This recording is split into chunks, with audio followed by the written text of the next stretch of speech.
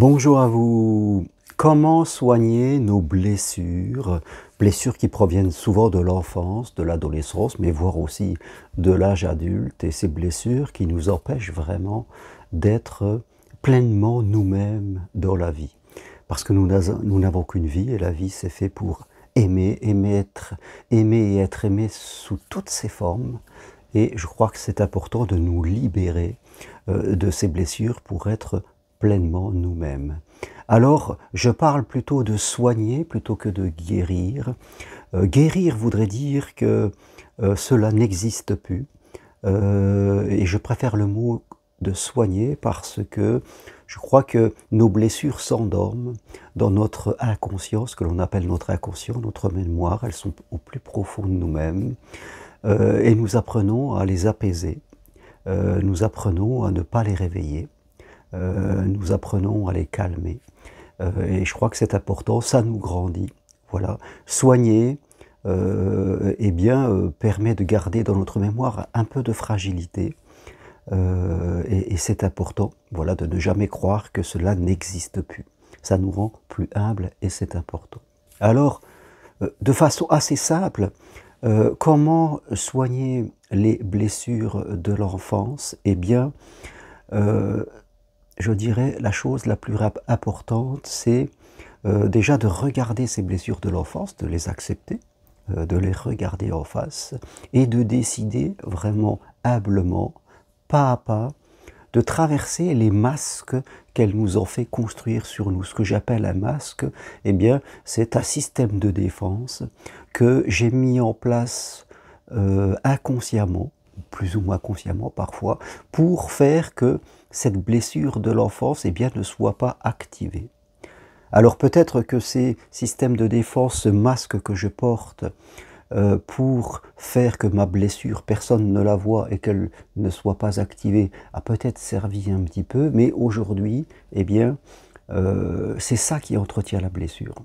Parce qu'il y a aussi une part de déni, une part de moi, de volonté de ne pas regarder, d'avoir peur de ma blessure, de la cacher, d'avoir peur que quelqu'un appuie dessus ou que moi-même j'appuie dessus. Donc je vous fais quelque part comme si ça n'existait pas. Et en faisant cela, eh bien, je ne la fais que exister.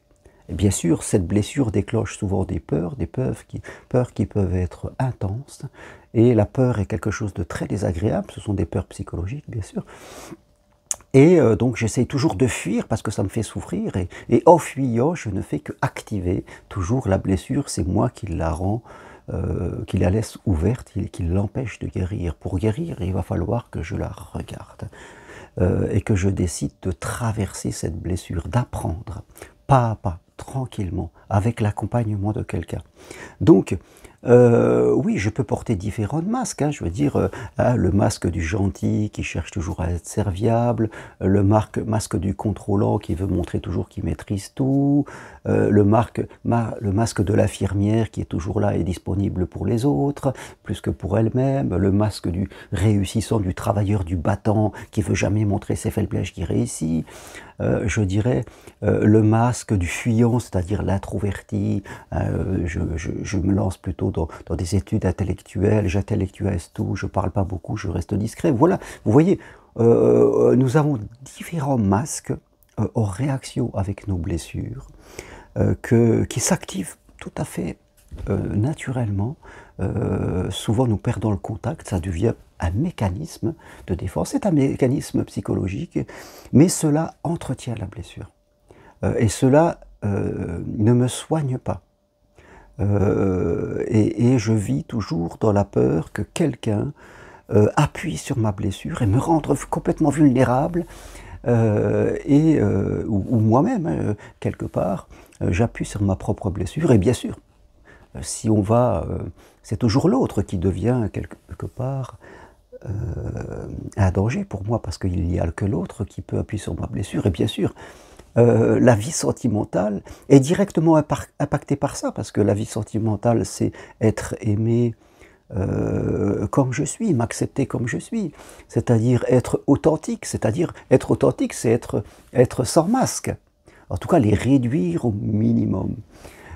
Quelque part, c'est ça la vie authentique, c'est être soi-même, avec ses forces, avec ses qualités humaines, avec ses capacités personnelles, avec sa bienveillance, avec ses vulnérabilités aussi, mais qui nous rendent beaux. La vulnérabilité, la beauté est dans la vulnérabilité. Voilà, avec mes fragilités, je ne sais pas tout, je ne sais pas tout faire. Je veux dire, j'ai besoin des autres pour exister, donc je m'accepte pleinement. L'autre et moi, nous sommes complémentaires. C'est en additionnant nos différences que nous allons construire quelque chose de beau. Donc voilà, je n'ai pas besoin de me comparer.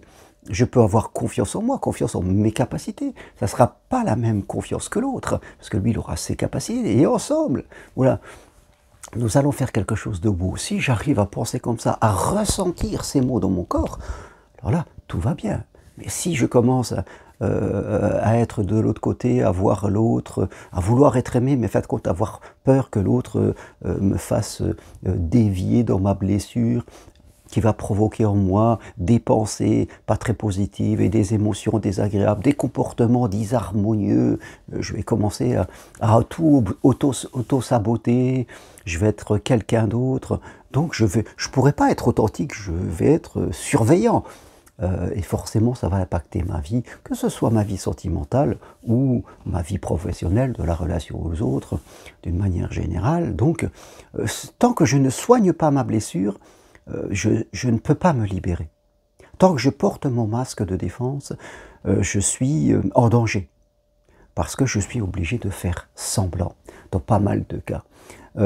Et ça, c'est très très désagréable. Donc je suis obligé vraiment de vivre dans ma bulle, avec des gens qui ne vont pas trop activer mes masques, mais le danger est permanent, le danger est permanent. Donc c'est vraiment très désagréable et ce n'est pas une bonne solution, je dirais, de s'enfermer, faites compte, dans son système, dans son masque, dans son système de défense. On sera dans la souffrance. Il faut regarder, il faut vouloir volontairement, pas à pas, avec un accompagnement, traverser. Et là, on sera libéré de cela. Il gardera en nous parfois une petite sensation pour nous rappeler que tout n'est jamais gagné définitivement. Ça nous rend humbles. Et là, on va pouvoir avancer tout doucement. Voilà ce que je voulais partager avec vous, ces quelques mots. Soigner ses blessures, c'est important pour vivre de manière complètement authentique. Si vous voulez aller plus loin, prenez une consultation avec moi, c'est possible en visio, à distance de chez vous. Et c'est important, un ou deux rendez-vous, on peut faire beaucoup de choses. Si vous souhaitez devenir psychopraticien professionnel, suivez ma formation individuelle. Là aussi, enseignement possible à distance, en visio, de chez vous. Vous recevez des cours et on se fait des rendez-vous de 1h30 ensemble.